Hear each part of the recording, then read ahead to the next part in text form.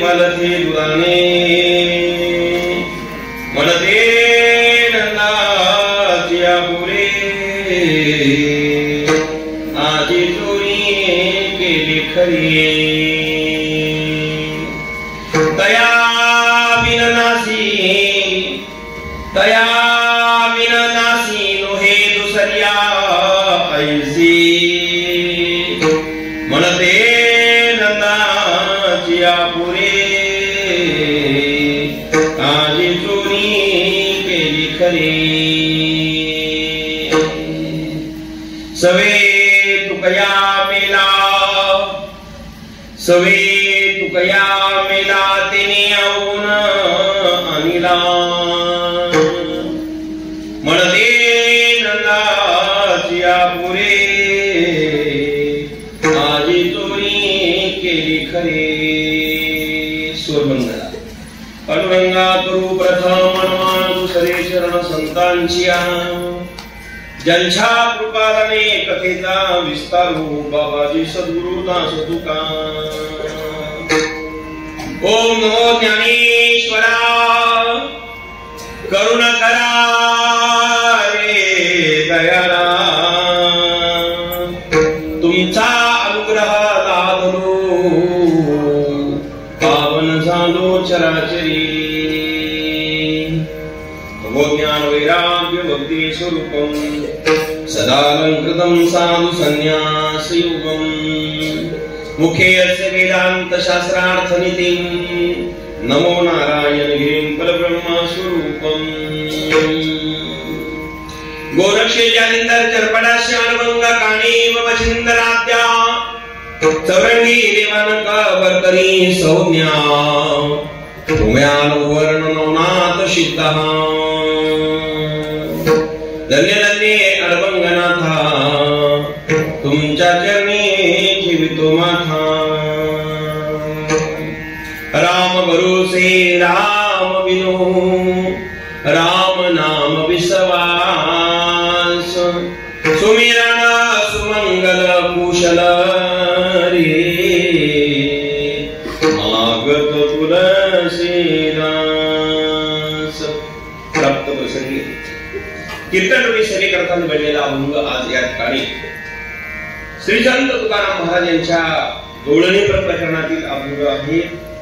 आज काल्याचे कीर्तन करता श्री क्षेत्र खंडोबा मंदिर देवगड अर्थात हिवरगाव पावसे या गावामध्ये आपली अखंड हरिनाम सप्ताहाची सेवा 73 वर्षापासून संत गाडगे महाराज यांच्या पुण्यतिथी निमित्ताने सुरू आहे आणि अविरत अखंडपणे चालू असताना आज 73 वर्षातील हे पदार्पण कार्याची सेवा माझ्याकडे आज इथे समस्त आयोजक संयोजक गावकरी देवस्थान आणि सर्वांच्या वतीने इथे आलेली आहे। आपण सर्व मिळून भगवंताचं चिंतन करूया। या ठिकाणी हरिभक्ती पारायण गायनाचार्य गणेश महाराज, विशाल महाराज, लखनगिरी महाराज आणि मृदुंगाचार्य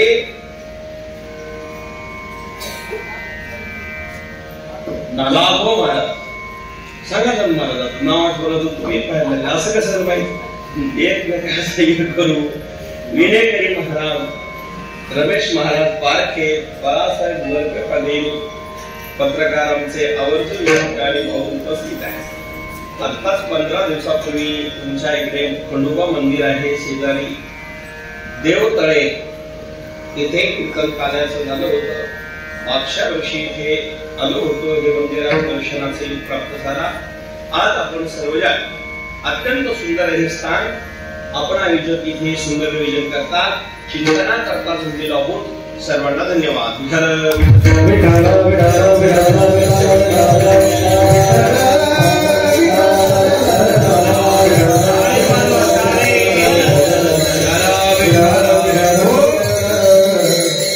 माय बापांनो सप्ताहामध्ये अनेक कीर्तन झालेली आहेत। कोणी शिवव्याख्याते आहे, कोणी भगवताचार्य आहेत, कोणी शिव कथाकार आहेत, तर कोणी कीर्तनकार आहेत, वेगवेगळे कीर्तन पार पडलेली आहेत। या सगळ्याचा मतीचा अर्थ एकच आहे। सगळ्या कीर्तनाचा सार एकच आहे, भगवंताचं भजन करा, भक्ती करा आणि त्याची प्राप्ती करून घ्या, जीवन सफल झाल्याशिवाय ज्ञानेश्वरी पारायण करायचं असेल, दिंडी वारी करायचं असेल, अन्नदान करायचं असेल, ज्ञानदान करायचं असेल, सेवादान करायचं असेल, श्रमदान करायचं असेल, याचा मतितार्थ एकच आहे, आम्हाला भगवंताची प्राप्ती व्हावी, कृपा व्हावी, जीवन सार्थकी लागावं, त्याकरता हा प्रयत्न. इथे सुंदर टाळकरी चौकार विनेकरी दृष्टी मंडळी सुंदर नियोजन आहे. माता भगवी पुरुषजन एवढ्या थंडी वारामध्ये तुम्ही इथे येतात आणि भक्ती करतात महादेवाची, खंडेरायाची, मार्कंडेश्वर भैरवनाथाची. कशा करता? याचा एकमेव अर्थ आहे, आम्हाला सुख समाधान आणि शांती मिळावी. पत्रकार सुख समाधान शांती मिळण्याकरता अविरत प्रयत्न करणारे माणसं, अविरत असणारे प्रयत्न करूनही न मिळणार ती शांती आम्हाला गुरुच्या कृपेने, भगवंताच्या आशीर्वादाने सहज प्राप्त होते. संसारामध्ये प्रयत्न करत असताना आज सुख मिळेल, उद्या सुख मिळेल, आज सुख मिळेल, उद्या सुख मिळेल, याकरता रात्रंदिवस माणसं प्रयत्न करत असतात. पण संसारामध्ये गाडी घेतली तरी सुख नाही, जमीन घेतली तरी सुख नाही, बंगला बांधला तरी सुख नाही. संसारातली कितीही प्रगती करा, बाह्य रंगाने ते दिसायला असेल, पण अंतरंगाने माणसाला झोपल्यावर झोप येत नसेल तर खरं सुख मिळणं का पहा. लक्षात घ्या, आमचे वारकरी पडल्या पडल्या झोपतात, काहींना झोपीच्या गोळ्या घ्याव्या लागतात. म्हणजे आपल्या भागात नसेल तशी परिस्थिती. काहींना गोळ्या घेऊनही झोप येत नाही. पण वारकरी आमचे दिंडी भजन कीर्तन करतात, हे पावल्या खेळतात, पडले की लगेच झोपी जातात. वारकरी बंगल्यात असला तरी तो सुखी आहे, आणि झोपडीत असला तरी तो सुखी आहे. का? त्याच्याकडनं भजन घडतं, आणि ज्याच्याकडनं भजन भक्ती घडती, परमार्थ घडतो, त्याच्यासारखा जगात या सुखी दुसरा कोणी असू शकत नाही. कारण या जगातलं खरं धन कोणतं असेल? परमार्थ महाधन, परमार्थ महाधन, परमार्थ महाधन, परमार्थ महाधन, परमार्थ महाधन, परमार्थ महाधन, परमार्थ महाधन, परमार्थ महाधन.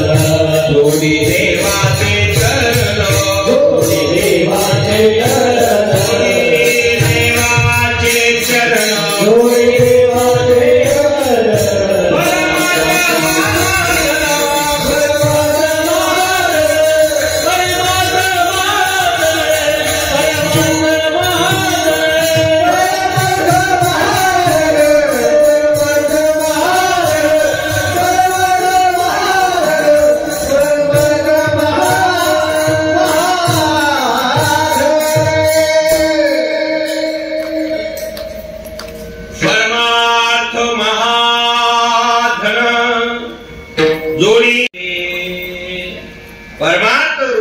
धन जे आहे ते खऱ्या अर्थाने महाधन आहे. प्रत्येकाने हे धन जोडलं पाहिजे, भगवंताची भक्ती केली पाहिजे, नामस्मरण केलं पाहिजे.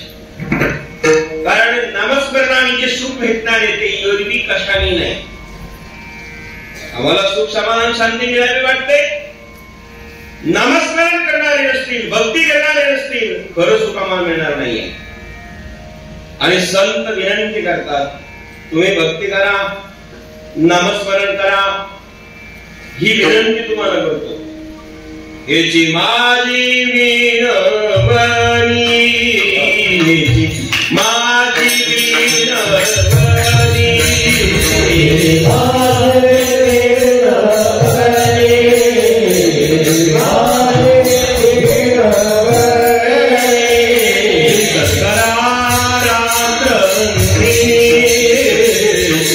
Jana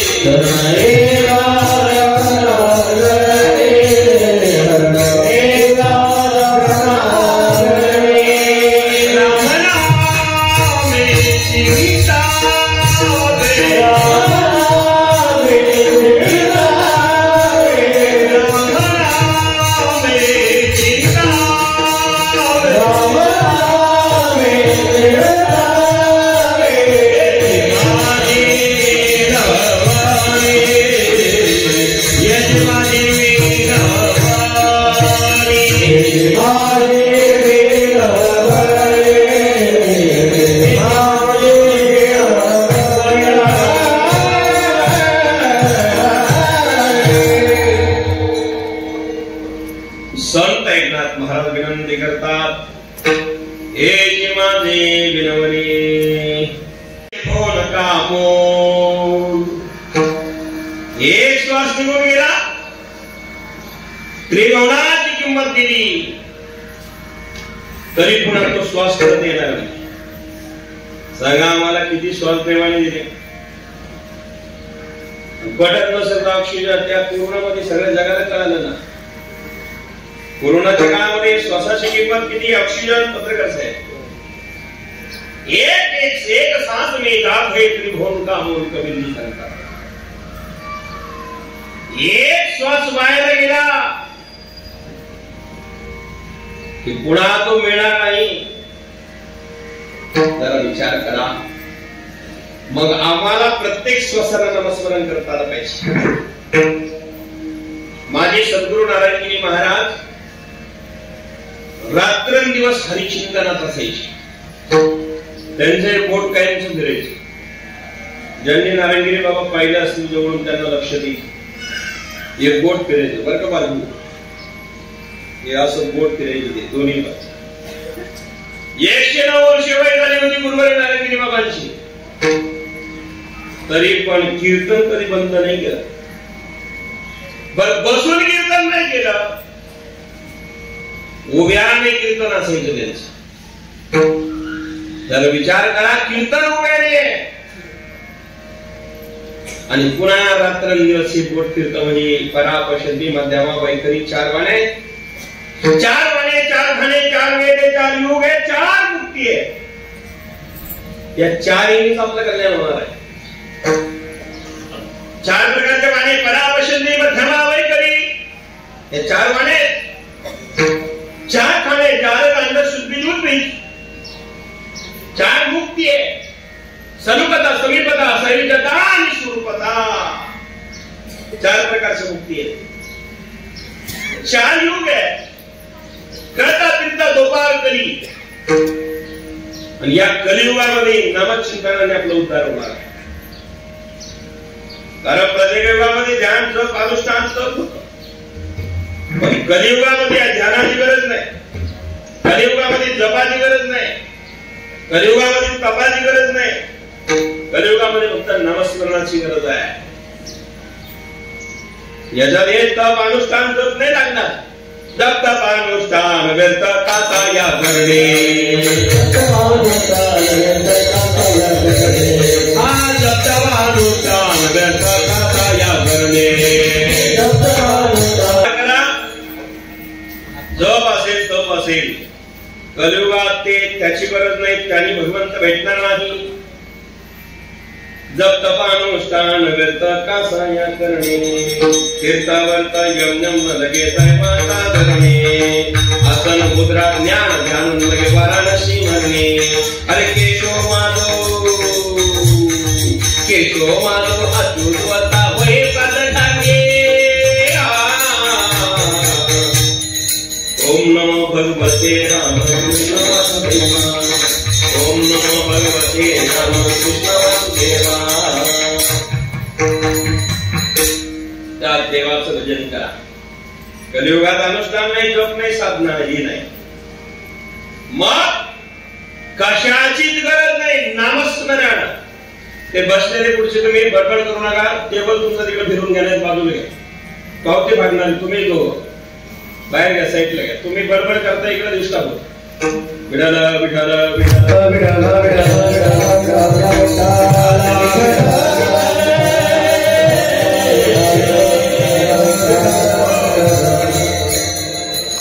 जप असेल तप असेल अनुष्ठान असेल, याची कलियुगात गरज नाही. प्रत्येकाने नामस्मरण केलं पाहिजे. साधू संत रात्रंदिवस चिंतनात राहतात. माणसं कुठे गेले तर चिंताच करतात. चिंता आणि चिता या दोन्ही गोष्टी जवळच आहेत. चिता माणसाला मेल्यावर जाळते, पण चिंता माणसाला जिवंत जाळते. चिंता करू नका. चिंता फार केली आणि कोणाचं बरं झालं, कल्याण झालं असं ऐकलं तुम्ही? फार चिंता केली, कल्याण झालं असं कुठे? पण चिंतन केलं तर भगवान परमात्मा चैतन्य गण त्याची प्राप्ती होईल. कोणा नाथ महाराज भागवतात सांगतात, चिंतने नासतसे चिंता, चिंतने सर्व कार्ये हता,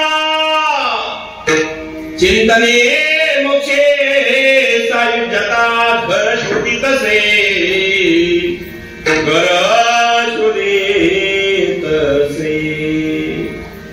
सायुज्यता नावाची मुक्ती मी 4 मुक्ता सांगितल्या ना, ती घरी येईल तुमच्याकडे. आपल्याकडे पोस्टमन येत असतो, पत्र घेऊन घरी.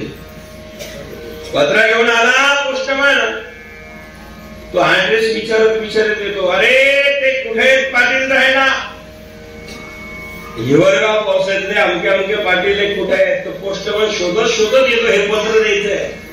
जसा पोस्टमन पत्र घेऊन येतो तशी मुक्ती भक्ती झाल्यानंतर तुमच्या घरी शोधित येईल. ध्यानात ठेवा, मुक्ती पाहिजे ना, ती घरी येईल. पण कशाने? चिंतन केल्याने. चिंतने नासत असे चिंता. पहिल्यांदा चिंता संपून नाही. चिंतने सर्व कार्य हाता. तुम्ही जे कार्य हातात घेतलं ते कार्य पूर्ण होईल. दुसरं फळ. तिसरं फळ, चिंतने मोक्षे सायुज्यता. सायुज्यता नावाची मुक्ती तुम्हाला प्राप्ती होईल आणि ती तुम्हाला तिकडे घेऊन जायची नाही, तर मुक्ती तुमच्या घरी घेईल. घर शोधित नसे. सांगा, या चिंतनात जर एवढं महत्व आहे, म्हणून हरिनाम सप्ताहाची गरज आहे, म्हणून इथे कीर्तनाची गरज आहे. कारण हरिनामाची का गरज आहे? आणि याच्याशिवाय कलियुगात उद्धार होणार नाही. कारण कीर्तन केलं म्हणजे कळतंय का नाही? सततम कीर्तयन्तो माम यतन्तस्य तद्व्रतः नमस्यन्तस्य माम भक्त्या नित्ययुक्ता उपासते. नव्या अध्यायामध्ये भगवंताने अर्जुनाला सांगितलं, हे अर्जुना, सदैव चिंतन कर, कीर्तन कर. 1 दिवस 2 दिवस चालणार नाही. सततम कीर्तयन्तो माम. सतत करा माणसाने. महाराज, फायदा काय होईल? माझ्या स्वरूपाला प्राप्त होईल. सततम कीर्तयन्तो माम यतन्तस्य दृढव्रतः नमस्यन्तस्य माम भक्त्या नित्ययुक्ता उपासते. हे अर्जुना, जो कोणी या नेमाने उपासना करतो तो माझ्या स्वरूपाला प्राप्त होतो. त्याच्यावरती ज्ञानोबाराई काही वाव्या लिहिलेल्या. करे कीर्तनाचनी नचनाचे नासिले व्यवसाय प्राचिताचे. जे नामच नाही पापाचे ऐसे होय. पाप शिल्लक राहणार नाही. सांगा, काही माणसं म्हणतील, महाराज आम्ही काय सामान्य पापी का? आम्ही काय साधे पापी नाही. आम्ही कोणाला कधी चांगलं बोललो नाही, गावात कोणाला मदत केली नाही, कधी एखादी पंगत सुद्धा देवालात मंदिरात दिली नाही, कोणी एखादा देत असेल त्यालाही देऊ दिलं नाही. असे माणसं राहतात, त्यालाही देऊ दिलं नाही. आणि जो देत असेल त्याला नाव ठेवल्याशिवाय राहिलो नाही. म्हणजे सगळं दुष्कर्मच केलेले. हे स्वतः चांगले करत नाही आणि दुसऱ्याला करू देत नाही. आणि मग महाराज सांगा, असे माणसं जर असेल तर तुकाराम महाराज म्हणतात, बाबा रे, तुमचं वाटपुळ झाल्याशिवाय. बरं का? तुका म्हणे, सत्य कर्म व्हावे साया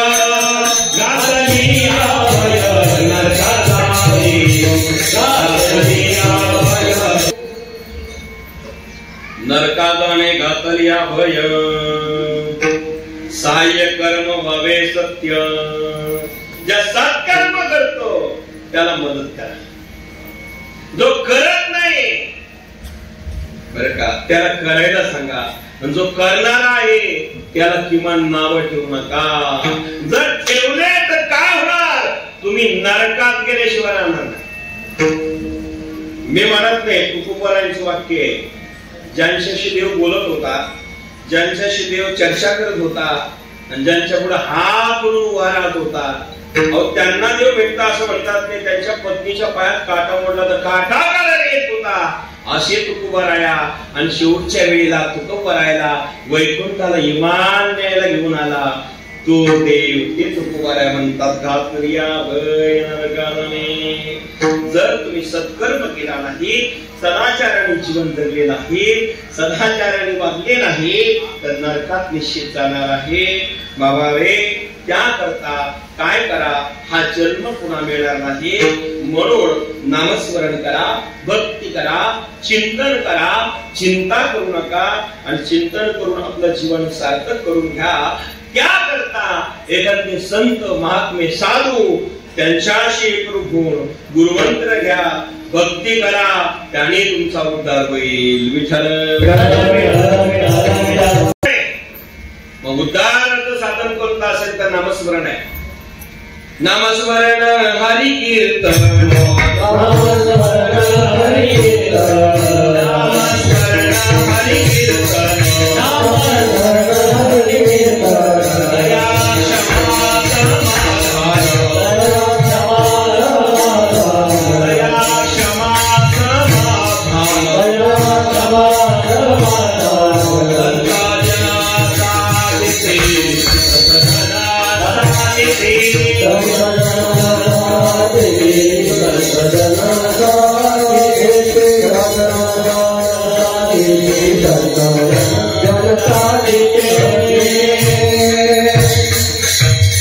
नामस्मरण केलं पाहिजे.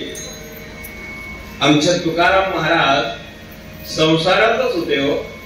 रात्रंदिवस भजन करायचे, भंडाऱ्याला वगैरे. तुकाराम सोडून सारिका भजनात, तुकाराम सोडून सारिका भजनात, तुकाराम सोडून सारिका भजनात, तुकाराम सोडून सारिका भजनात,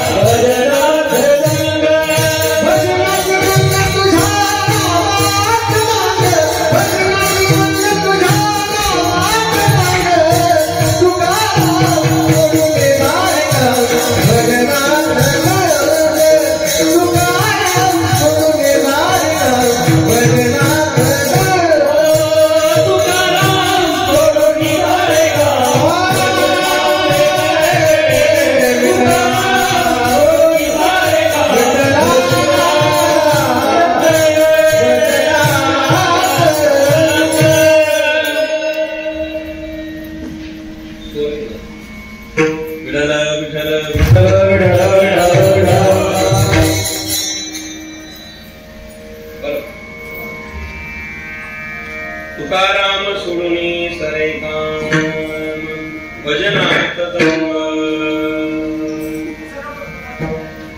भजनामध्ये लागलेले तुकोबाराया. हे भजन करायचे महाराज, भजनामध्ये रंगून जायचे.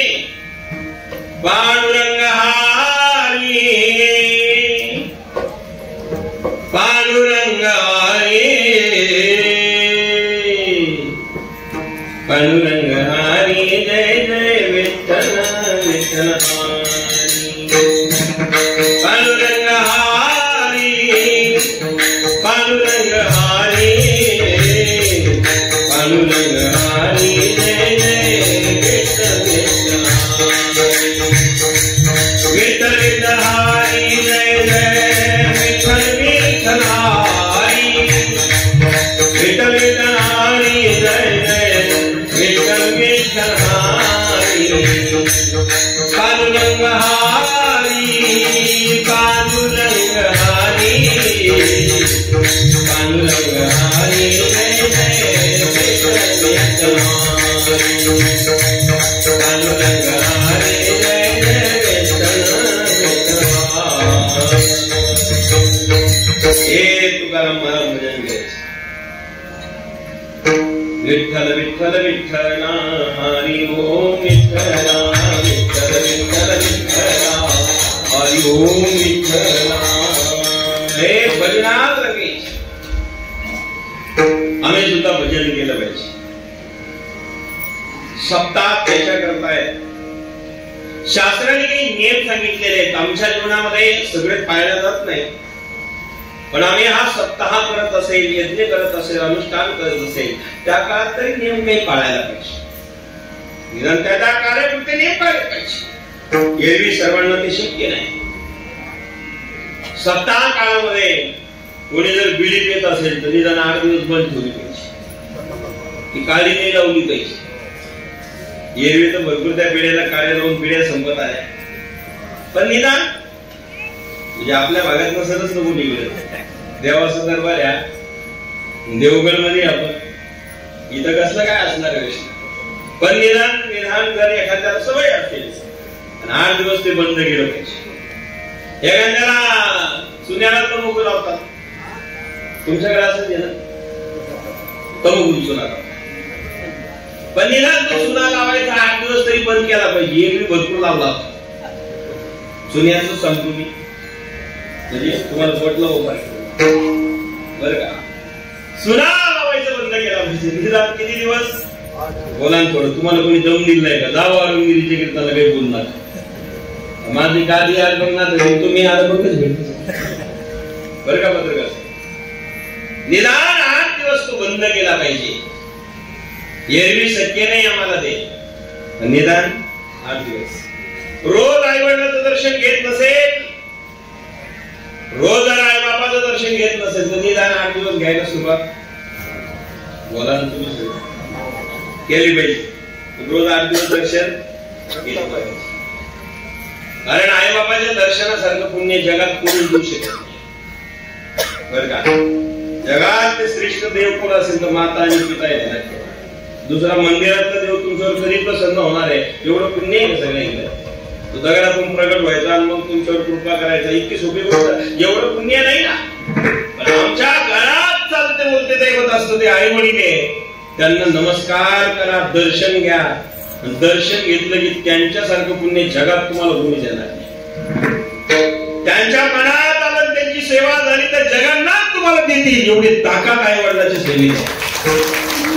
माँ बाप से बढ़कर कोई धन नहीं है, माँ बाप से बढ़कर कोई धन नहीं है, माँ बाप से बढ़कर कोई धन नहीं है, माँ बाप से बढ़कर कोई धन नहीं है. कुछ नहीं कमा ले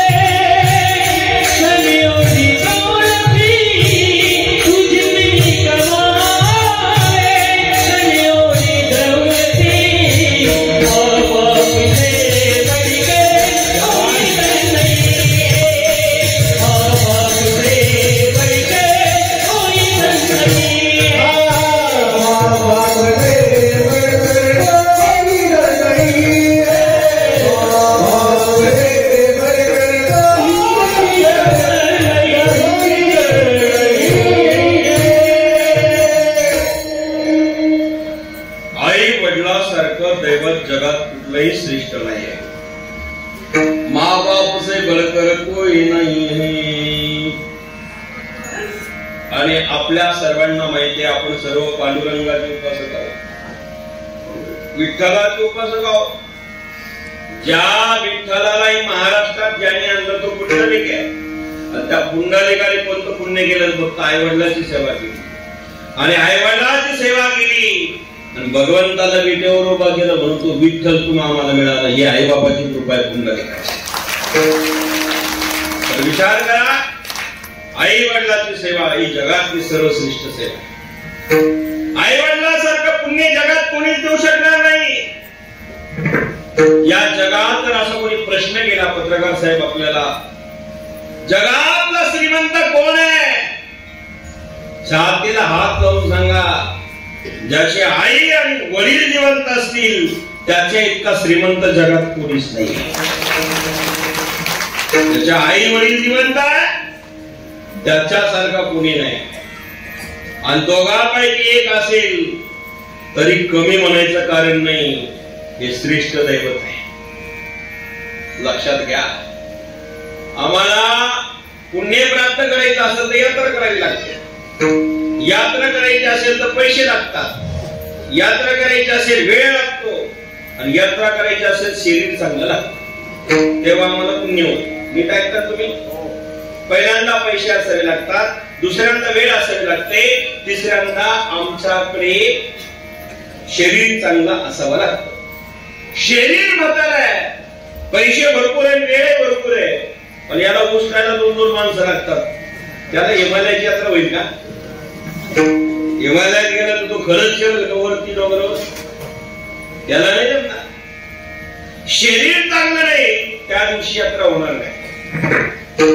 यात्रेला नेम आहे, जवळ सकळ शीत आम्ही हात तव तू आपुले सोयीत माझे तीर्थयात्रा जाय तू तीर्थयात्रा जाय तू जवळ सकळ शीत आली जवळ सकळ शीत आली. हातपाय चालतात तोपर्यंत यात्रा करा, हातपाय टाकले यात्रा नाही होणार. ठीक आहे, म्हणजे शरीर चांगलं पाहिजे मग यात्रा होईल. शरीर चांगलं आहे आणि वेळच नाही आपल्याला 1 मिनिट जायला, कसं काय शक्य होईल? माणसं म्हणतात आम्हाला वेळ नाही, बरोबर झाला, महाराज आम्ही IMBG सदैव बिझी आहोत. पण या देशाचे पंतप्रधान जगाच्या पाठीवर नरेंद्र मोदी असे झाले. 5 वर्षापूर्वी निकाल लागायचा होता, पण केदारनाथाच्या गुफेत जाऊन साधना केली 3 दिवस. हे आमचं भारत देशाचे प्रधानमंत्री. राजकारण पक्ष बाजूला सोडा, पण ज्या प्रधानमंत्री नरेंद्र मोदी साहेबांनी हिमालयाच्या गुफेमध्ये जाऊन 3 दिवस साधना केली, हा आदर्श सर्वांनी घ्यावा, सर्वांनी घ्यावा. भक्ती केली पाहिजे. आमचे ऋषी मुनी साधू संत जपी तपी महानुभव साहेब या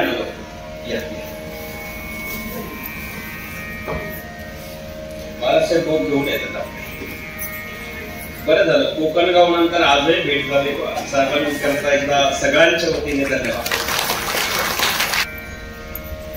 माझे शरीर चांगलं लागते, दुसऱ्यांना वेळ लागती. वेळ नसेल तरी आपल्याला परमार्थ करता येणार नाही. वेळ नसेल जमणार नाही. मग शरीर चांगलं आहे, वेळ आपल्याकडे आहे, बजाकडे पैसेच नाहीये. पैसे नसेल तरी आज जगात चालत. मारोड्यामध्ये एक म्हण आहे, मारोडी समाजामध्ये, पैसा मारो परमेश्वर, पैसाच माझा देव म्हणतो, कारण त्याला पैशाशिवाय काय. मग पैसा नसेल तरी आपल्याला यात्रा घडत नाही, पुण्य घडत नाही. वेळ नसेल तरी तीर्थयात्रा तिथपर्यंत जाता येत नाही. आणि या दोन्ही गोष्टी असेल, शरीर चांगलं नसेल तीर्थयात्रा घडत नाही, तीर्थ पुण्य प्राप्त होत नाही, आणि तीर्थाकडून पुण्य मिळत नाही. पण हे सगळं पुण्य ज्याला प्राप्त करायचं असेल तर ज्यांनी फक्त आई वडिलांची सेवा करावी, दर्शन घ्यावं, हे जगातलं पुण्य आणि तीर्थ त्यांच्या चरणावरती. ऐकताय ना? जगातले तीर्थ कुठे आहेत? ज्ञानोबारायांचं 17व्या अध्यायात तेव्हा सांगतो ऐका. सकळ तीर्थाची मुरे जिका माता पितरे ते सेविसी कीर थोडे लोणकी दे. 17व्या अध्याय ज्ञानेश्वरी सांगतो, तुम्ही आई वडिलांच्या चरणावरची सेवा करा, जगातले सगळे तीर्थ तुम्हाला प्राप्त होईल. आई बाप केवळ काशी, आई बाप केवळ काशी, तेने न जावे तीर्थासी, तेने न जावे तीर्थासी.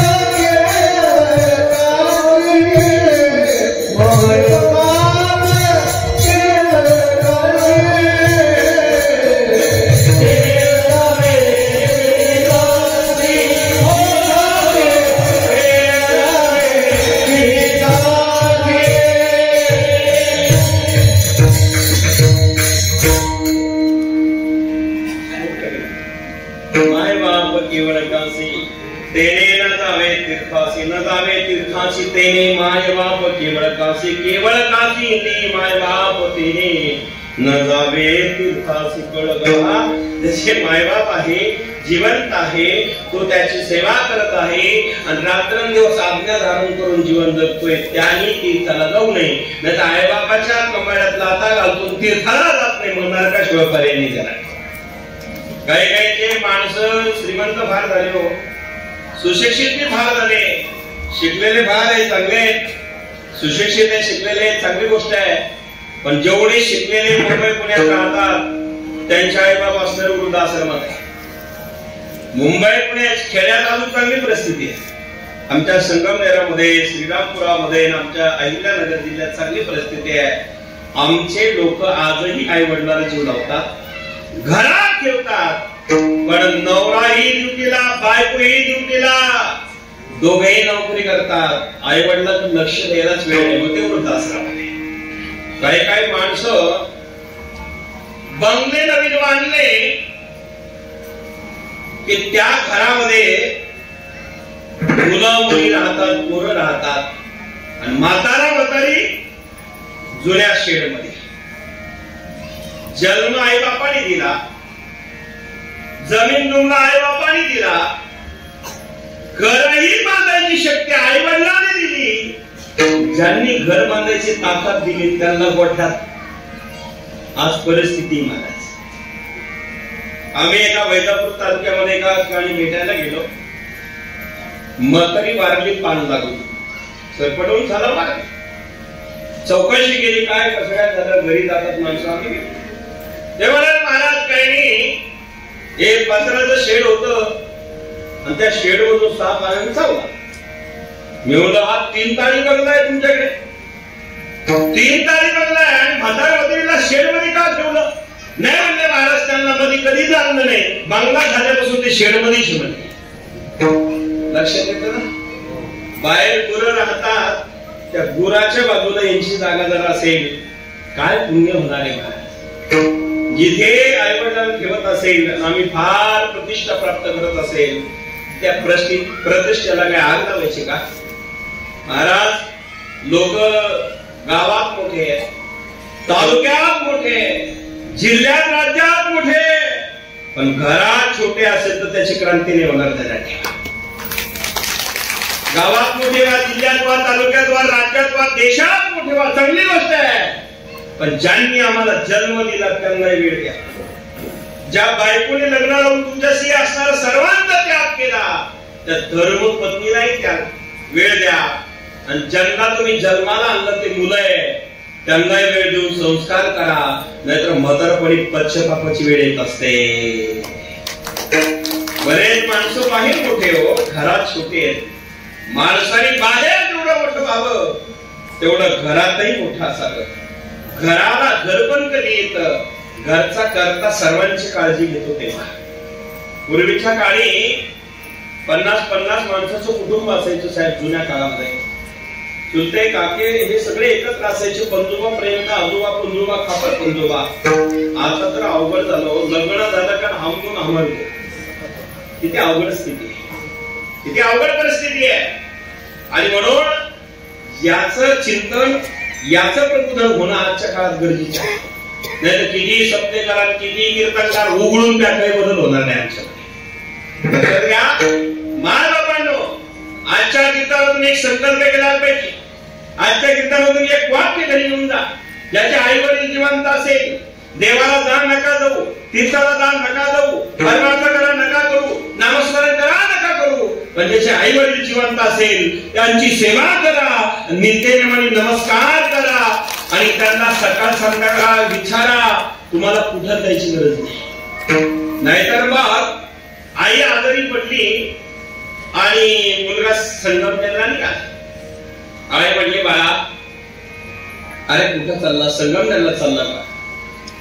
अरे जर संगमनेरला जाणार असेल, मी आजारी आहे. अरे तेवढ्या माझ्या गोळ्या संपल्या, घेऊन ये बाबा, डायबिटीस झाली मला, गोळ्या संपलेल्या आहेत. संगमनेरला गेला तर घेऊन ये. या लंगर शेपी मुलांनी ऐकलं, न ऐकल्याने केलं तर पुढच्या जन्मी बैरा झाल्याशिवाय राहणार नाही. मी नाही, संत सांगतात माता माऊली पाचारीचा,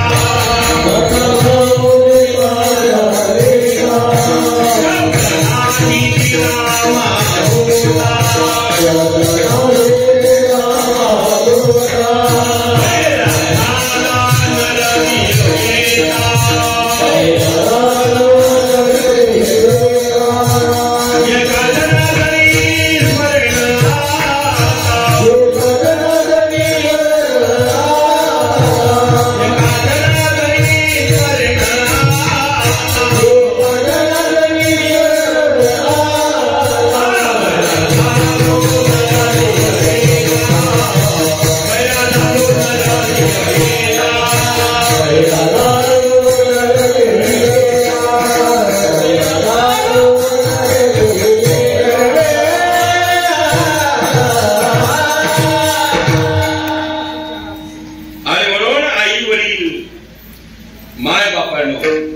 त्यांनी आवाज दिल्यानंतर लक्ष नाही दिलं तर माता माऊली पाचारिता शब्द नाही दिला माऊता बैरा धारून येता एका जनार्दनी स्मरेण आता बैरा धारो या जलवी बैरा धारो या जली आणि म्हणून हे तीर्थ आम्हाला प्राप्त करायचे असेल आई वडिलांची सेवा नामस्मरण आई वडिलांची सेवा आणि नामस्मरण आपण प्रत्येकाने केलं पाहिजे म्हणून मायबापांनो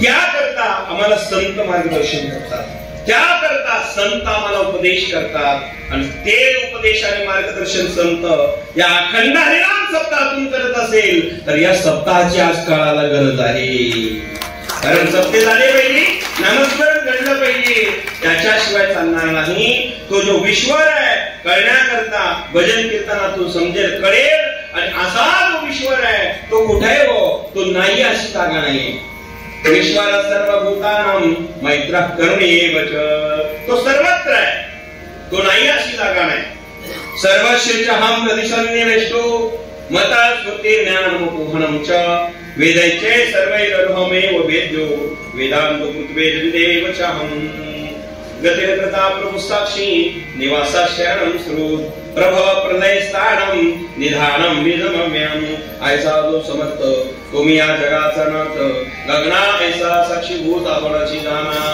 तो विश्वर सर्वत्र आहे आणि आमचे वारकरी संत ते सांगतात विठ्ठल गणेशला रिता खाव नाही उरला बरं आज मी दृष्टीने पाहिला विठ्ठलाची ज्ञानोबर आहे ते सांगतात सर्व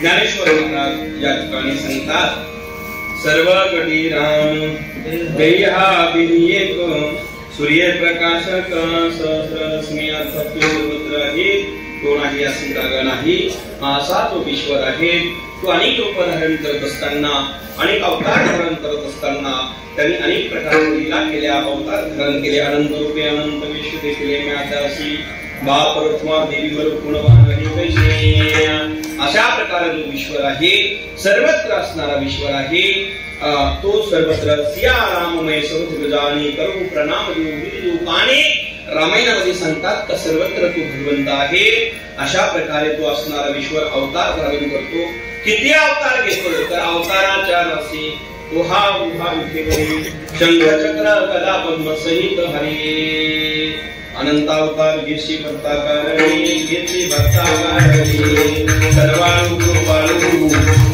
कृपाळू दिना लागे धरणे अनंत अवतार अनंत आहे अवताराच्या राशी आहे अगणित त्याचे अवतार आहे असा तो ईश्वर आहे त्याचे प्रमुख भागवतामध्ये 24 अवतार आहे संत मालिकेमध्ये 10 अवतार आहे आणि मुख्य 2 अवतार आहे राम आणि पूर्ण अवतार रामकृष्ण राम अवतार पूर्ण आहे कृष्ण अवतार परिपूर्ण आहे मग परिपूर्ण अवतार कृष्ण असल्यामुळे कृष्ण अवतारात भगवंताने ज्या लीला केल्या त्या समवेत अनेक प्रकारच्या गोपिका त्या ठिकाणी कार्य करत होत्या त्या गोपिका सामान्य नव्हत्या भगवान परमात्मा गोकुळात जन्माला आला आणि तो जन्म त्याने कुठे जन्म घेतला कृष्ण गोकुळी जन्मला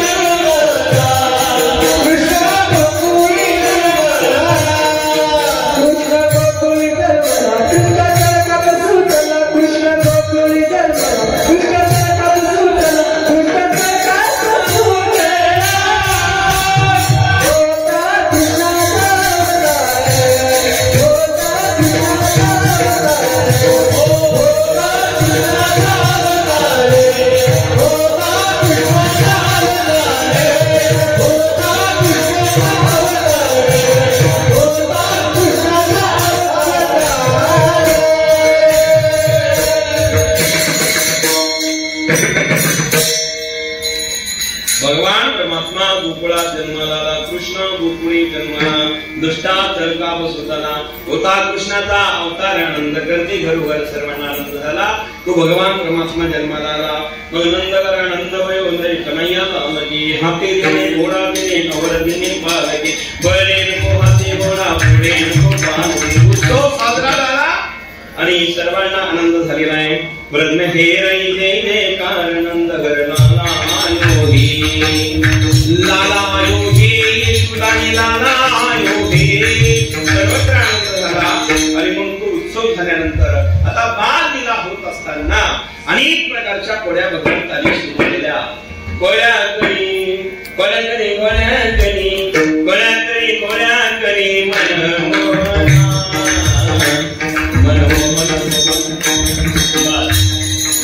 ताईचा ऐकलेले तुम्ही म्हणजे कल्पना करा. कोड्या केल्या आणि मग मात्र त्या गोपिका गवळणी गराणी सांगायला गेली. आता कोड्या करताना भगवान परमात्मा लीला करत असताना अशी पद्धत होती. त्या ज्या गोपिका आहेत गोकुळातल्या हजारो होत्या. संख्या फार आहे पण प्रकार 3 आहे बरं का पत्रकार. गोपिका हजारो आहे पण प्रकार मात्र 3 होत्या. एक होती सासू, दुसरी होती सुना आणि तिसऱ्या होत्या लेकी. काही सासा, काही सुना, काही लेकी. लेकी कोणी सुना लेकी कोणी सुना लेकी कोणी सुना लेकी कोणी सुना.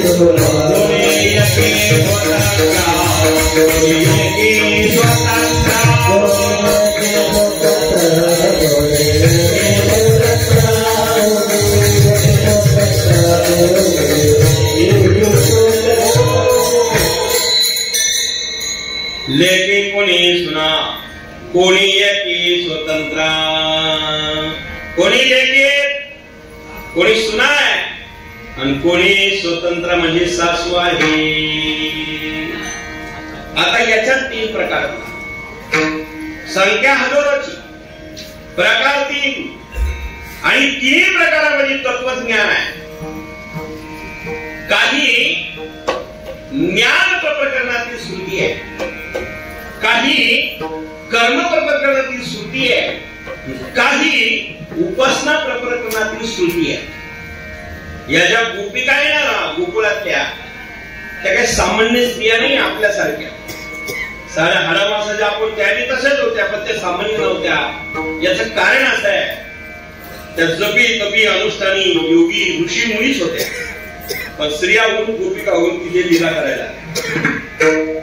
वेदामध्ये अनेक प्रकारच्या श्रुती आहे.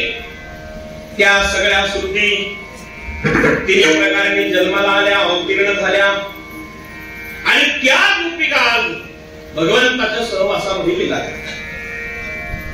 ज्या सासवा आहे त्या ज्ञान उत्तर भक्तीतल्या श्रुती आहे. सासू म्हणजे ज्ञान उत्तर भक्ती. ज्या सुना आहे त्या कर्मपर उपासनेतील त्या सुना श्रुती आहे आणि ज्या उपासना प्रकृतीतील लेखी आहे. ज्ञान उत्तर भक्तीतल्या ज्या श्रुती होत्या ज्ञानाला पूर्ण स्वतंत्रता असते. ज्ञान पूर्ण स्वतंत्र, कर्म पूर्ण प्रतंत्र. नीट आहे का? वेदांत विषय थोडा. कर्म हा जो विषय आहे तो पूर्ण प्रतंत्रच आहे.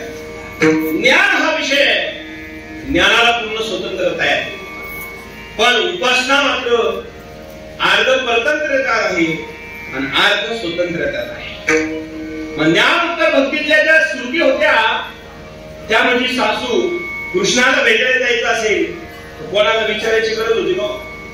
जाऊ दे तुम्हाला एवढं नसेल तो सुख सांगतो. भगवान परमात्म्याकडे ह्या 3 जात होत्या. लेकी जायच्या, सुना जायच्या आणि सासा जायच्या. सुनाला विचारल्याशिवाय जाता येत नव्हतं. येत सासूनी परवानगी दिली तरच जाता येणार आहे ती सून. विचारल्याशिवाय जाता येत नाही ती सून. आणि विचारायचीच गरज नाही ती सासू. कळलं का? विचारण्याशिवाय जाता येत नाही ती सून आणि विचारायची कोणाला गरजच नाही हायकमांड ती सासू. पण विचारल्याशिवाय जात नाही आणि गेल्याशिवाय राहत नाही ती मुलगी. लक्षात येतं का तुमच्या? आता आणखी सोपं सांगतो. ज्याला विचारायची गरज नाही ती सासू, ज्याला विचारल्याशिवाय जाता येत नाही ती सून आणि विचारल्याशिवाय जात नाही गेल्याशिवाय राहत नाही ती मुलगी. सुनाला जायचं असं ती म्हणते आत्या मला कृष्णाकडे जायचंय भेटायला जाऊ का? हो म्हणली तर शक्य, नाही म्हणली तर इथंच काम करावं लागतं. ती सून आहे. सासूला गरज नाहीये. पण मुलीच्या बाबतीत तसं नाही. मुलगी विचारल्याशिवाय जात नाही आणि गेल्याशिवाय राहत नाही ती मुलगी आहे. मम्मी मी चालल्यावर काय कीर्तनाला तू हो म्हणले धन नाही म्हणते तुझं काम आहे. म्हणजे लक्ष देतात तुमच्या. मम्मी चालले म्हणजे विचारलं आता तू हो म्हण नाही तर नाही म्हण मला काही घेणं नाही चालल्या. म्हणजे विचारल्याशिवाय जात नाही आणि गेल्याशिवाय राहत नाही ती झाली मुलगी. विठ्ठल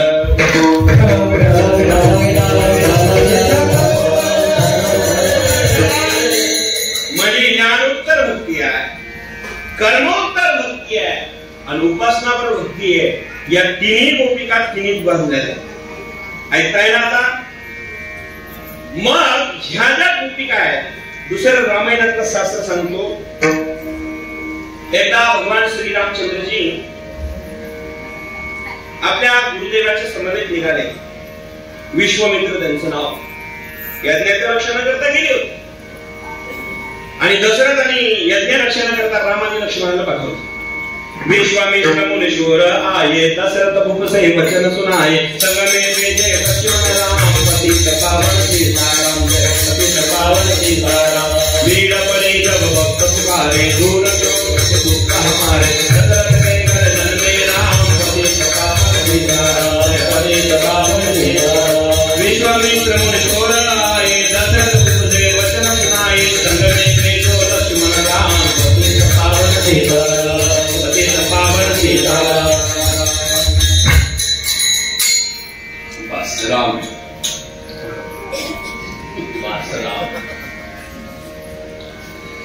विश्वामित्र मुनीश्वर आये दशरथ भूपसे वचन सुनाये संगमे वेजे लक्ष्मण राम पतित पावन सीताराम.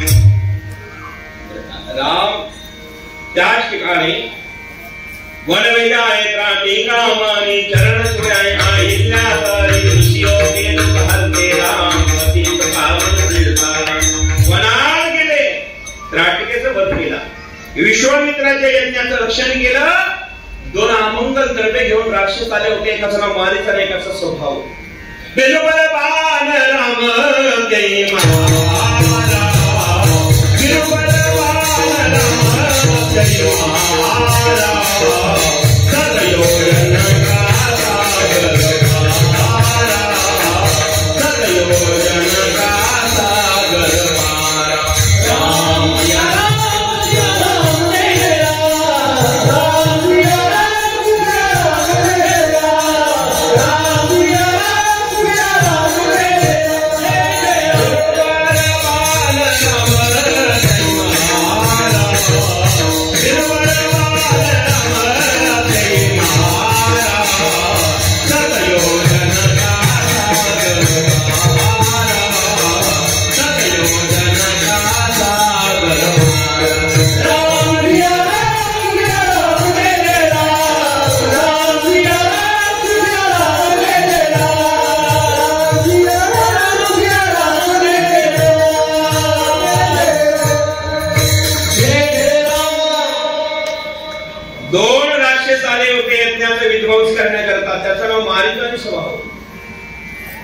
विश्वामित्र आणि रामाकडे हे राघव जी गुरुदेव अरे वो दोन राक्षस आ गए अपने तरफ.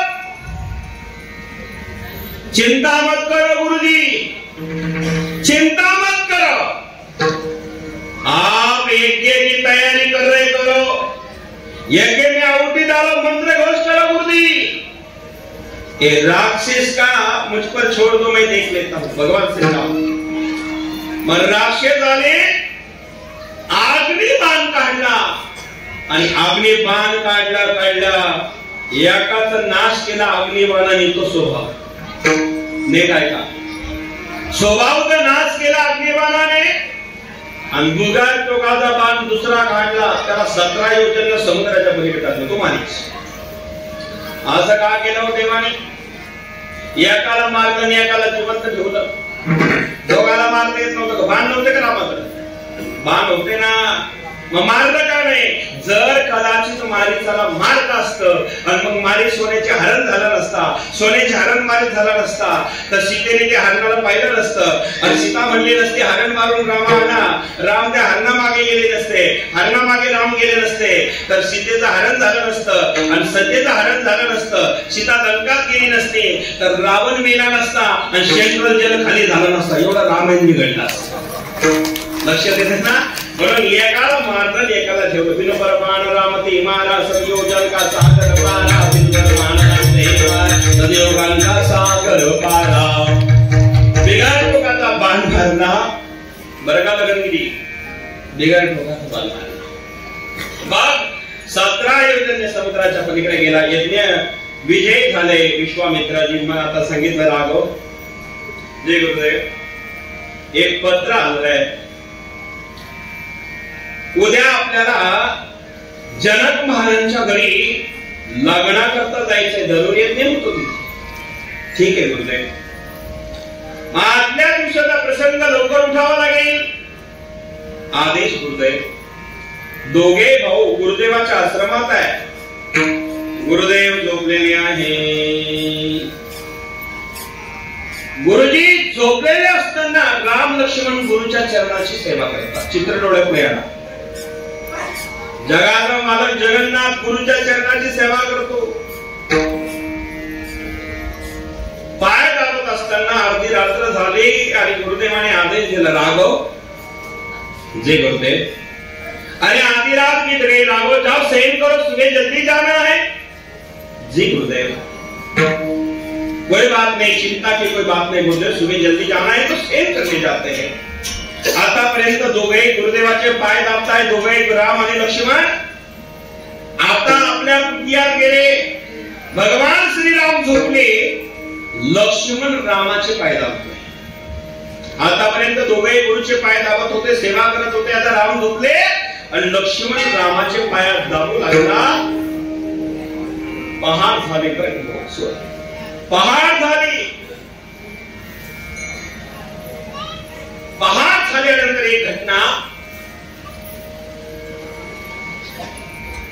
लक्ष्मणाच्या डोळ्यातून गळगळ गळगळ गळगळ गळगळ धारा सुरू झाल्या. चरणावरती ते अश्रुधाराचे थेंब पडले. भगवान श्रीराम जागा झाले. लखन क्या गुरुदेव? अरे आधी रात बीत गई लखन, तू सोया नहीं और सोता नहीं और रोता क्यों है? लखन क्या भैया, तुझे पिताजी की याद आ रही? नहीं भैया. माता कौशल्या की, सुमित्रा कैकेयी की? नहीं भैया. भरत रिपुशतन की? नहीं भैया. गुरुदेव वशिष्ठ और माता अरुंधति की? भैया नहीं. आपकी कसम खाकर कहता हूं भैया, आप मेरे साथ होने के बाद दुनिया में किसी की याद करने की मुझे जरूरत नहीं भैया, और किसी की याद भी नहीं आती भैया. अरे लखन, तुझे किसी की याद भी नहीं आती और तू रोता क्यों है? इतनी रात बीत गई फिर भी. तो लखन ने कहा, सच बताओ भैया. हाँ बताओ लखन. गुरुदेव ने कहा, जनक महाराज के वहां धनुर्यज्ञ है. अब धनुर्यज्ञ में माता सीता वरमाला लेकर के आएगी. धनुष्य जो टूटेगा उसके गले में धनुष्य टूटने के बाद माता सीता वरमाला डालेगी तो आपकी शादी हो जाएगी. धनुष्य हाथ आपके हाथों से टूटने वाला है, दूसरे के हाथों से नहीं टूटने वाला, मेरा पूरा विश्वास है. और धनुष्य विजय से आप हो जाएंगे और कल आपकी शादी हो जाएगी. इसलिए मैं रोता हूं. राम कहने लगे, लखन अरे जब बड़ी भैया की शादी होती है तो छोटे को खुशी होनी चाहिए. आज तू दुख करके रो रहा. अरे तू मेरा भाई है कि नहीं? बोले भाई इसलिए तो रो रहा हूं क्योंकि कल आपकी शादी हो जाएगी, कल आपका विजय हो जाएगा और भाभी आने के बाद, इसलिए आपकी शादी होने के बाद जो मेरा अधिकार है वो चला जाएगा करके मैं रो रहा हूं। रामाला काहीच करायला तयार नाही। लक्ष्मण म्हणाला लग्न होणार आहे म्हणून रडतो, तुम्ही विजय होणार आहे म्हणून रडतो। राम म्हणाले अरे भाऊ विजय झाला तर लहान भावाला आनंदच व्हायला पाहिजे, संगमनेरमध्ये जास्त सांगायची गरज नाही आनंदाचा, आनंद व्हायला पाहिजे, तू रडतो ना। परिणाम असा झाला तरी पण मी विजय झाल्यावर लग्न झाल्यावर तू रडायचा म्हणजे हसायच्या ऐवजी रडू लागला। क्यों रोता है? लगा मेरे बात समझ में नहीं आ रही, कुछ बता दो तुम। भैया आपकी शादी हो रही करके मैं रो रहा हूं। आम्हाला कळायलाच तयार नाही, लग्न माझं होणार आहे, लहान भावाला आनंद पाहिजे तरी ते रडतात। लक्ष्मणाला रामाने परत विचारलं बाबा मला काही कळायला तयार नाही, नीट सांग ना। आणि मग लक्ष्मणाने सांगितलं दादा तुम्ही धनुष्य तोडणार, विजय होणार, सुना माता बळमारा घेऊन येणार, बळमारा तुमच्या काळात करणार, लग्न होणार आणि उद्या भाभी आपल्या बरोबर येणार आणि एकच सांगणार दखन क्या भाभी आज से 10 बजे के बाद में इस कुटिया में तेरा अधिकार नहीं है, इस चरणों पे मेरा अधिकार रहेगा। 10 बजे के बाद में इस कुटिया में नहीं आना दखन तू। म्हणजे उद्या रात्री लग्न झाल्यानंतर 10 वाजेनंतर भावाच्या चरणाची सेवा मिळणार नाही, वहिनी येणार, हा अधिकार भावाचा निघून जाणार। म्हणून आजच्या दिवशी भाऊ रडू लागला की माझ्या भावाचे चरणाची सेवा मला मिळणार नाही, याला रामायण म्हणतात मायबाप। सख्खे भाऊ नाहीये, सावत्र आहे, पण एका भावाच्या चरणाची सेवा उद्या मिळणार नाही, म्हणून आजच्या दिवसापासून रडायला लागला लक्ष्मण। नंतर ईदभर बांधावर याला जास्त जमीन गेली म्हणून घशावर कुरडे घालणारे आमचे भाऊ आहे। तेव्हा प्रश्न येतो तो रामायण ती कथा आमच्याच देशात झाली का? माय बापांनो हा आदर्श आहे। आणि मग तो दिवस निघून गेला। दुसऱ्या दिवशी जाता जाता एक दगड पाहिला, आश्रमामध्ये अहिल्या होती आणि मग गुरुदेवाला रामाने विचारलं गुरुदेव ये आश्रम तो बहुत सुंदर है लेकिन यहाँ इतना बड़ा गेट पे पत्थर क्यों पड़ा है? गुरुदेवाने सर्व कथा सांगितली। गौतमाचा आश्रम आहे, या ठिकाणी इंद्र माघारी येऊन सेवा करायला आला, गौतमाने शाप दिला, अहिल्याला, इंद्राला, चंद्राला, या सगळ्यांना अग्नीला शाप दिला आणि म्हणून ही अहिल्या तेव्हापासून दगड होऊन पडली। मग काय करायला पाहिजे? काय नाही, एकच कर, तुझ्या पायाचा स्पर्श झाला चरणाचा, कारण तू तिला पावन कर आणि तिचा उद्धार होईल। रामाने सांगितलं हा जमणार नाही। गुरुदेव म्हणाले गुरुचा आदेश पालन केला पाहिजे, माझं ऐकत नाही म्हटलं जमणार नाही देवा, गुरुदेवा जमणार नाही का? कारण मला माहितीये अहिल्या एक तर ब्राह्मण पुत्री आहे, अहिल्या ऋषी पत्नी आहे, अहिल्या पतिव्रत स्त्री आहे, या तिन्ही गुणांनी ती पवित्र आहे आणि तिला चरण लावलं तर मी कोणत्या नरकात जाईल देवा? म्हणजे गुरुदेवाला राम म्हणतात हे गुरुदेवा मी कोणत्या नरकात जाणार? मी तिला पाय लावणार नाही। विश्वामित्र म्हणले जर तुला तिला पाय लावला नाही तर तिचा उद्धार होणार नाही, तिला उशाप मिळालेला आहे, तिला चरणाचा स्पर्श कर, नाही जमणार म्हणले। का जमणार नाही? याचं कारण असं आहे कारण ही पतिव्रता आहे आणि पतिव्रतेला जर चरण लावले आणि तिला जर शाप दिला तर,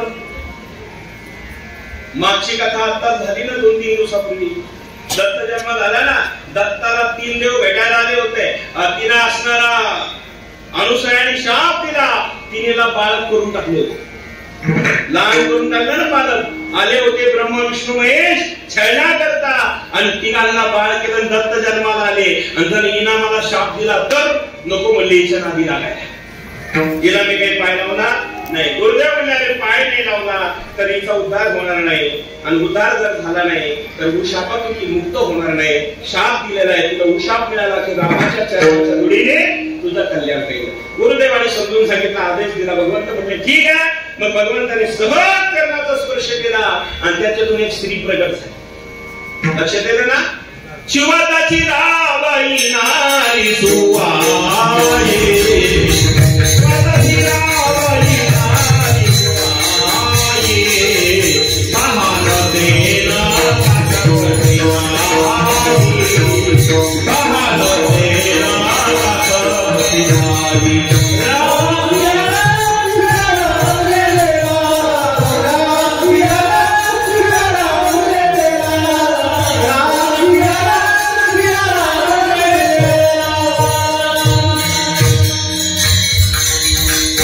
शिवताची रावाई नारी सुवाई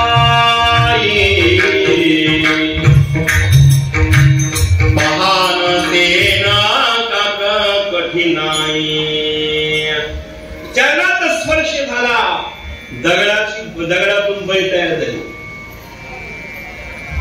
लक्षात आलं ना शिळा होती आईल्या झाली शिळा होती आईल्या झाली शिळा होती आईल्या झाली शिळा होती आईल्या झाली शिळा होती आईल्या झाली शिळा होती आईल्या शिळा होती आईल्या झाली शिळा होती आईल्या झाली आईशी खाते लागवे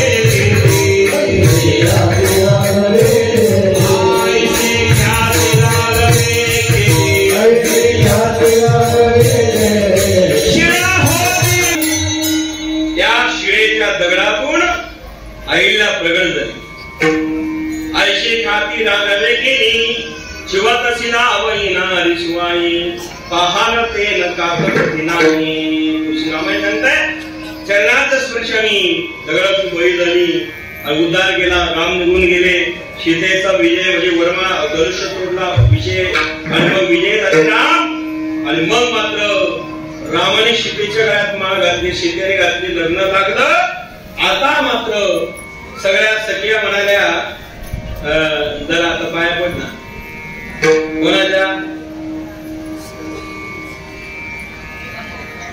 सीतेच्या मालकाच्या सीता म्हणली जमणार नाही कलवरी काय म्हणत असतात त्यांना दाजी ही पण ही जुनी पद्धत झाली दाजीच्या पाया बरोबर आहे ना दाजी आता झालं दाजी संपत केला आता जिजू आला जिजू त्या सगळ्या म्हणाल्या जिजूच्या पाया पड दाजी नाही बरं का आता दाजी शब्दच बंद होत चालला जिजूच्या पाया पड जिजूच्या जिजू काय अर्थ कळत नाही स्वतः मामा जिजू त्या सगळ्या फार हुशार असतात मैत्रिणी जिजूच्या पाया सीता म्हणली नाही जमणार नाही पडणार मी रामाच्या पाया का जिजूच्या नाही पडणार म्हणजे पाया का पडणार नाही कारण मी लग्न करता संगमनेरला जाऊन आले म्हणले पार्लर काय म्हणते त्याला पार्लर मध्ये जाऊन आली होती आणि पार्लरला गेले रत्न आता हिरे लावून आली म्हणते ते हिरे लावलेले आणि हिरे दगडाचे प्रकार असतो तो हिरा आहे आणि हिरा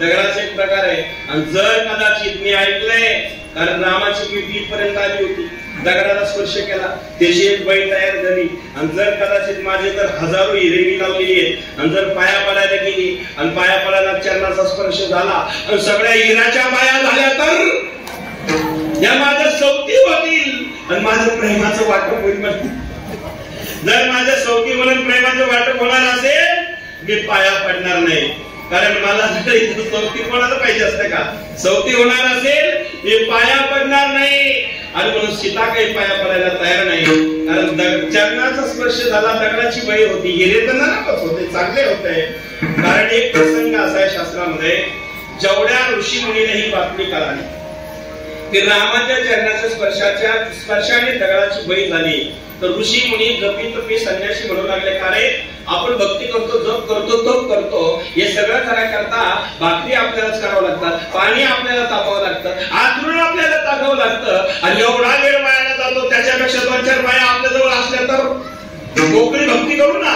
मग त्यांनी डोंगरावर गेले देवगडच्या दगड एक दगड घेतले आणि म्हणले चला रामाकडे जाऊन चरणाचा स्पर्श करून एक बाई करून आलो ज्याला चिप मध्ये लागत होती त्यांनी चिपा घेतल्या ज्याला भरभक्कम लागत होती चांगले दगड घेतले आता दगडाच्या पायाच्या करायचे म्हटलं काय हरकत आहे का असंच वर्णन त्या शास्त्रामध्ये वाल्मिकी रामायणामध्ये आणि मग ते दगड घेऊन गेले आणि मग सांगणार रामाला आता या दगडाला स्पर्श करा पाया करून द्या असं म्हणणार रामाला पाहिल्या ऋषीच पागल झाली तुम्ही जागे ना बाया करून त्या म्हणणारे जे ऋषी म्हणतात बोलू लागले राम राजीव लोचनम ते ऋषी रामाला पहिल्या म्हणू लागले, हे देवा, हे रामा, आता आम्हालाच बया करा. आम्हाला बया करा म्हणलं राम म्हणले जमणार नाही, कारण या अवतारामध्ये मी एक पत्नी एक पत्नी एक पाणी, राम एक पत्नी एक पाणी एक पत्नी आहे. या अवतारात ते शक्य नाही आणि तुमची इच्छा मी आता नाकारणार नाही, कारण मागणी माझ्याकडे गेलेली आहे. पुढच्या अवतारामध्ये कृष्ण अवतारामध्ये सगळ्या ऋषी मुनी बाळा होतील आणि माझ्या संगतीत येऊन रासलीला करतील आणि कल्याण होऊन जाईल. मग ते तपी संन्यासी ऋषी मुनी या कृष्ण अवतारामध्ये कोण झाल्या? तुम्ही जागे आहे ना सगळे? गोपिका झाल्या, गवळणी झाल्या आणि त्या गोपिका गवळणी झाल्यानंतर म्हणजे ऋषीच आहे, जपी आहे, तपी आहे, अनुष्ठान करणारे संत आहे. पण आता मात्र महिला होऊन ऋषी मुनी जपी तपी संन्यासी. मग ते ऋषी मुनी काही श्रुती पुराणातल्या काही ऋषी मुनी आज गोपिका झाल्या, गवळणी झाल्या आणि मग त्या 3 प्रकारच्या कॅटेगरी मध्ये कळलंय ना? म्हणजे ज्ञानोत्तर होत्या, ज्ञानी होत्या, त्या सासा झाल्या. ज्या कर्मोत्तर म्हणजे कर्म करणाऱ्या होत्या त्या कर्म करायला गेल्या आणि ज्या उपासनातल्या होत्या त्या लेकी झाल्या. 3 प्रकारच्या सुना लेकी सासा अशा प्रकारच्या गोपिका झाल्या. आणि मग मात्र एका गोळणीने सांगितलं तो सगळे काम चोरी करतो. कळलं ना गोपिका? 73 वर्ष खाली सगळे म्हणून वेगळं सांगितलं नाही, हा ध्यानात ठेवा. नाहीतर मग त्या दिला रोजच्या सांगतो आपण सगळ्या कीर्तनामध्ये. शास्त्र ऐका आणि मग मात्र त्या गोपिका माझे पूर्वरे नारदगिरी बाबा एक वाक्य सांगायचे ते सांगून पुढे जातो. ऐका, माझे सद्गुरू नारदगिरी बाबा म्हणायचे, तुम्हाला कृष्ण कळणार नाही, गोपिका कळणार नाही, कारण त्या गोपिका सामान्य नाही. गोपिका हे सामान्य नाही. कबीर महाराज काय म्हणता ऐका, लोकांनी कबीराची स्तुती केली, काय महाराज तुमचा अधिकार, तुमच्यासारखे संत नाही जगात. कबीर म्हणले, नाही रे बाबा, मी एक सामान्य सेवक आहे भगवंताचा. माझ्या तुम्हाला जर भक्ती बघायची असेल तर माझ्यापेक्षा हजारो पटीला भक्ती करणाऱ्या गोपिका गोकुळात. अरे कबीर कबीर क्या कहते हो, क्या कबीर कबीर क्या कहते हो, जाओ जमुना के तीर, एक एक गोपी मेरे बह गए कोटि कबीर. कबीरा बह गए कोटि कबीर. हे कबीराचं वाक्य. एका एका गोपिकाच्या भक्तीपुढे प्रेमामुळे माझ्यासारखे कबीरा हजार मानले तरी वाहून जातील म्हणले. ही भाषा त्या कबीराची गोपिकांचं वर्णन आहे. अर्थात त्या गवळणी साध्या नाही, गोपिका साध्या नाही.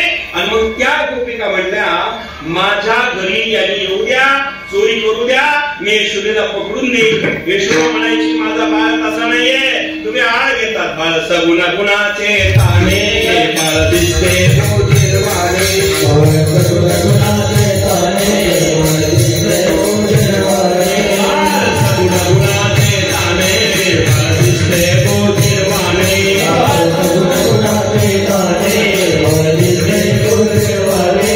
काय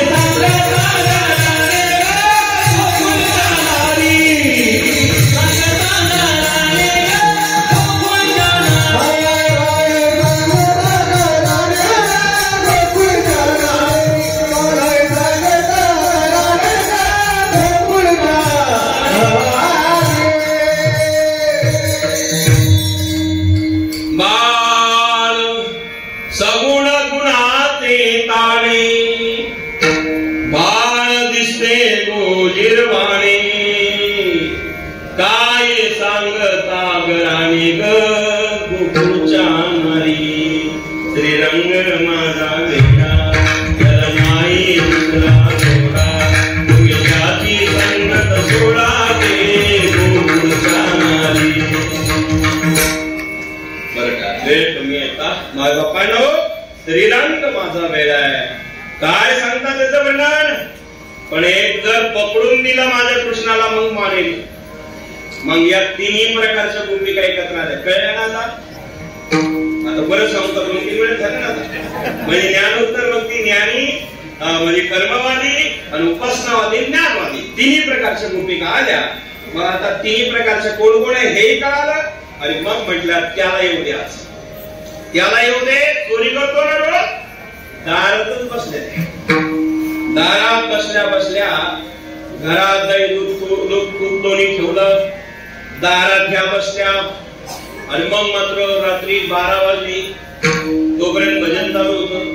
12 नंतर थोड्या टुकल्या यायला लागल्या, भजन बंद झालं. पहारा देत बसल्या.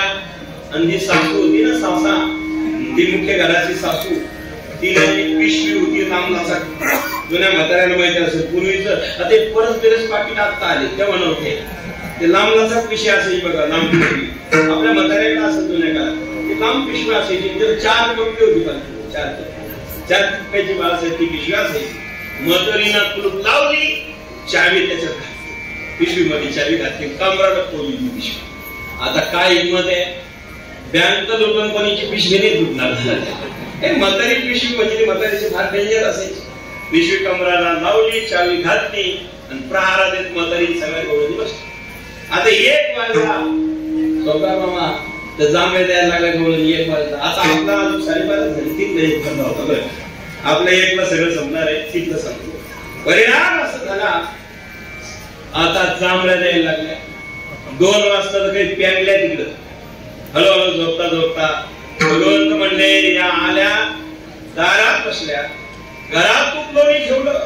आणि मग मात्र दारात बसलेला गोपिका घरात तूप लोणी आहे आणि इथे चावी घेऊन कमराला बसलेले आहेत.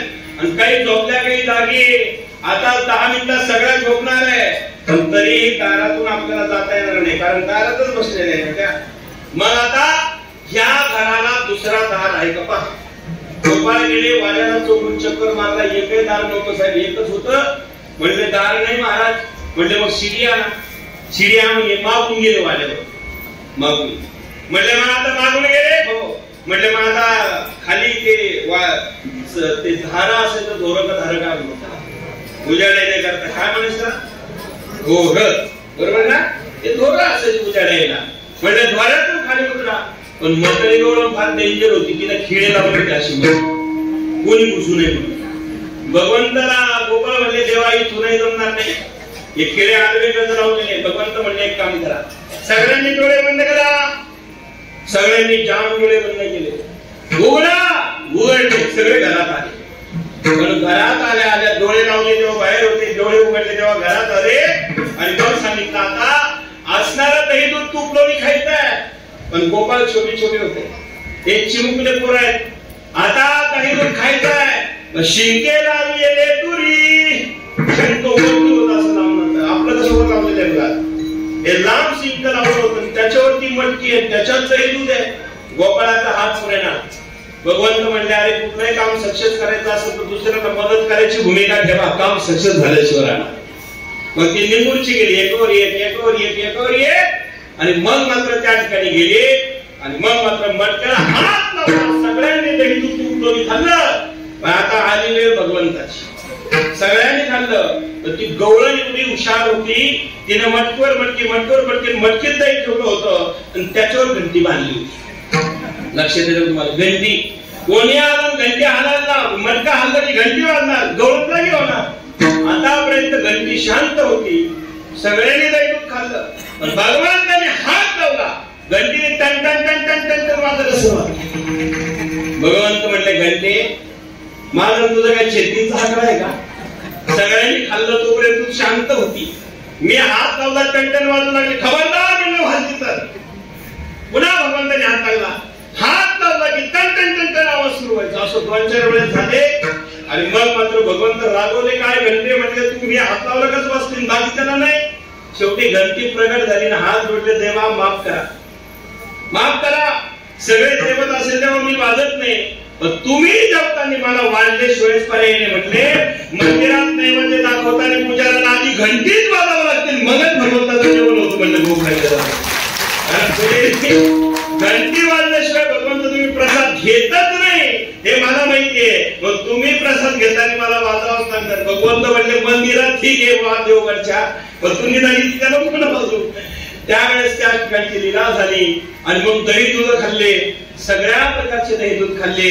आणि ते दही दुधाचे भांडे मोकळे केले आणि पालखी घालून दही दुधाचे भांडे पालते घातले, सगळे ठेवले आणि मग सांगितलं भगवंताला की देवा आता चला वेळ झाला, ही जर उठली तर मग आता आपल्याला काठीच घेऊन येईल. भगवंत म्हणले चला आता बाहेर. म्हणजे लावा डोळे जाम. सगळ्यांनी डोळे जाम लावले. पण त्यातला एक पेंड्या नावाचा गोपाळ होता, तो म्हटला यांनी आणलं कसं ती कळलं नाही, पण निदान बाहेर तरी काय करते पाहायला माहिती की नाही.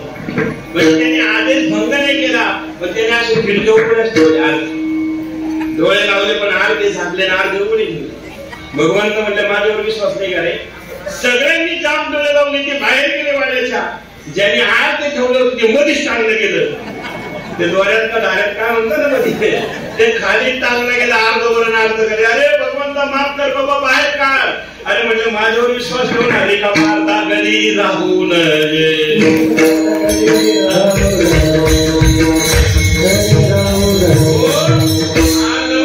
म्हणजे पूर्ण असावं. परिणाम असा झाला, भगवंताने त्यालाही बाहेर काढलं आणि मन मात्र आता भगवंत निघून गेले. सकाळच्या वेळेला कवळण उठली, दार उघडलं पहाटच्या वेळेला. कारण पहाट लवकर कोण उठत, घरात सगळ्यात लवकर कोण उठत. बंधव पुढच्या वर्षी निर्णय. सगळ्या घरातल्या माणसात सगळ्यात आधी कोणते माणसं उठतात.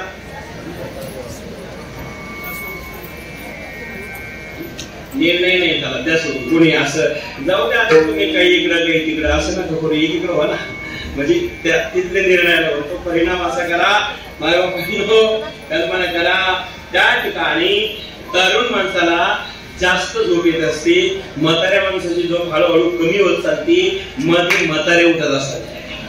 बरं म्हातारे उठत नाही, निश्चय उठत नाही, उठल्यावर त्या खाकरत खोकरत उठतात, म्हणजे झोपलेले उठून द्यायचा प्रयत्न. काही म्हातारे फारच अवघड असतात हो. निश्चय उठून करत नाही, मग खाक खोक केल्याशिवाय राहत नाही, खोकरत खाकरत केल्याशिवाय राहत नाही.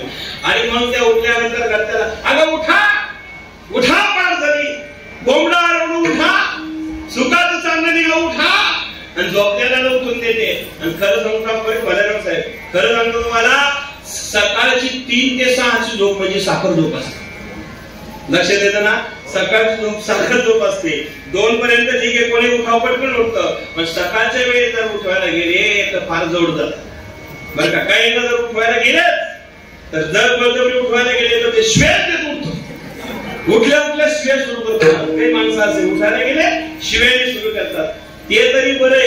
काही माणसं त्याच्या पुढे, काही तुम्ही उठायला गेल्यानंतर उठा म्हटले तर एखाद्याला जरा सवय असते, जागे गेलं आणि झोपले खायला ठेवून देतात. ते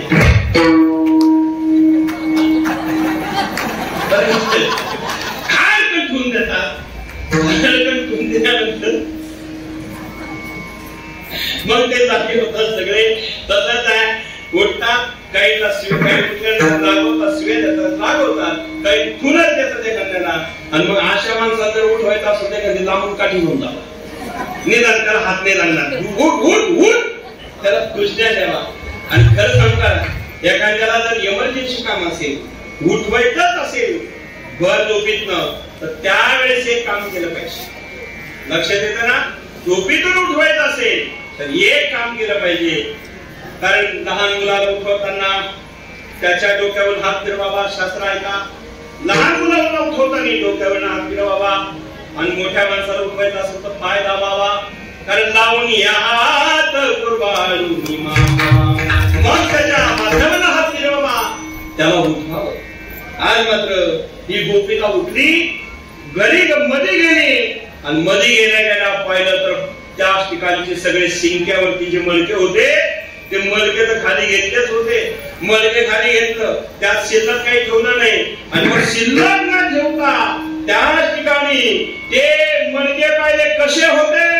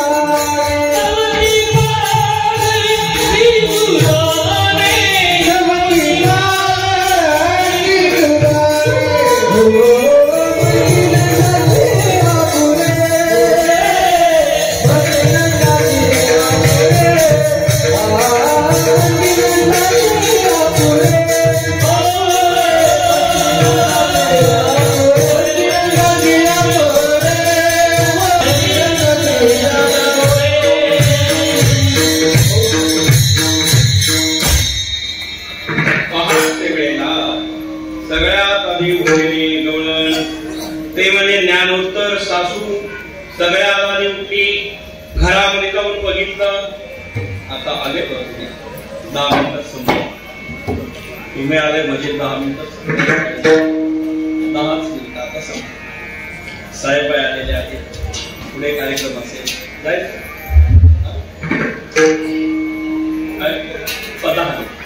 10 मिनिटात तुम्ही आले बाकीच्यापर्यंत थांबलं पाहिजे. आता आला बाकीच्या पहिलं लांबच काय ठरलं बरोबर असो मग करा तुम्ही आपल्याच आहे. काय सांगतो तुम्ही कीर्तन मला असं झालं तसं असो आहे का बदलच आहे. तर ज्ञान उत्तर सासूवानी तिना पाहिलं काय झालं पहा ती गवळणी. गवळणी म्हणजे अनेक बरं का. गवळण म्हणजे एक आणि गवळणी म्हणजे अनेक. पहा ती गवळणी तवटी पालखी दुधाने होते पालखी पाहिली आणि मग ती बाहेर आली. अगं झोपत्या काय बाकीचं झोपत्या होत्या ना म्हणजे उपासनावादी कर्मवादी झोपल्या जातो उठवल्या.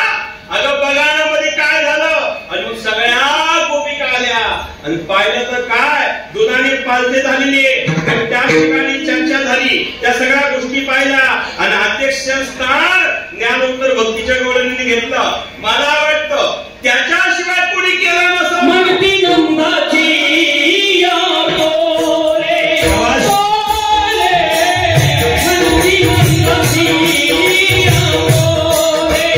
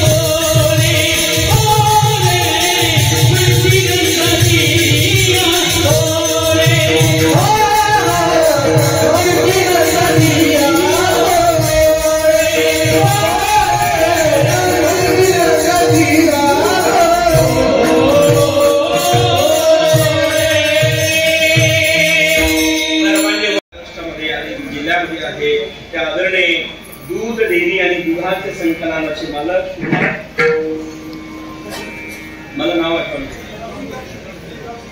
हा दिलीपरावजी शिंदे साहेब आठवण आम्ही तेव्हाच बघत होतो. आमचा परिचय चांगला आहे. दिलीपरावजी शिंदे साहेब कोकण मौला मोठी डेअरी आहे दुधाचं संकलन केंद्र आहे. हजारो लिटर दूध इथे आहे. मोठं कार्य साहेबांचं आपल्या जिल्ह्यामध्ये आहे. साहेबांना मनापासून धन्यवाद देतो आणि आपल्या सर्वांना जाता जाता या ठिकाणी एक निमंत्रण देतो आहे. अडवंगनाथ संस्थान भामानगर भूमाखाली या ठिकाणी नवनाथापैकी अडवंगनाथाची तपोभूमी आहे. रामाच्या सुरूची तपशिळा आहे. त्या ठिकाणी संत गुरुवर्य नारायणगिरी बाबाने 2001 ला तिथे परंपरा धर्मनाथ उत्सवाची घालून दिली आहे आणि त्या गादीची सेवा माझ्याकडे नाथ परंपरेतील गुरुवर्य नारायणगिरी बाबांनी दिलेली आहे.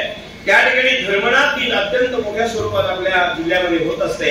येत्या 24 जानेवारी ते 1 फेब्रुवारी 2025 मध्ये धर्मनाथ दिन उत्सव सोहळा अडवंगनाथ तपोभूमी भामानगर बाबांना होणार आहे. श्रीरामपूर निवासीकडे जाताना भोकर मधून 3 किलोमीटर जंगलामध्ये जे स्थान आहे अडवंगनाथाचं, ज्या अडवंगनाथांनी ते 12 वर्ष तप केलं. नवनाथ ग्रंथाच्या 33-34 अध्यायामध्ये जग प्रसिद्ध आहे.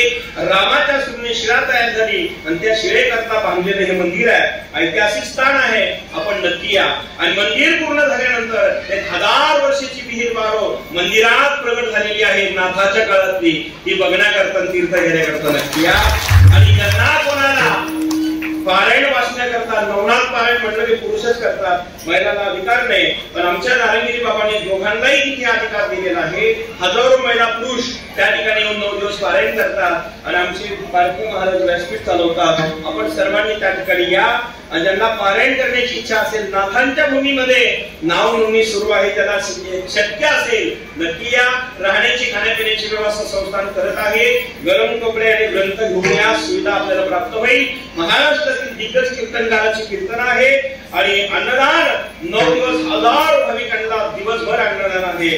आपण येईपर्यंत रोज 9 दिवस अन्नदान, नवनाथ पारायण, नवनाथाच्या ठिकाणी सकाळी 7 ते 11 पारायण, 11 नंतर दिवसभर महाप्रसाद आणि दुपारी 2 ते 4 महाराष्ट्रातील दिग्गज कीर्तनकाराची कीर्तन आणि कलाकार, गायनाचार्य, मृदुंगाचार्य महाराष्ट्रातील दिग्गज मंडळी तिथे येणार आहे.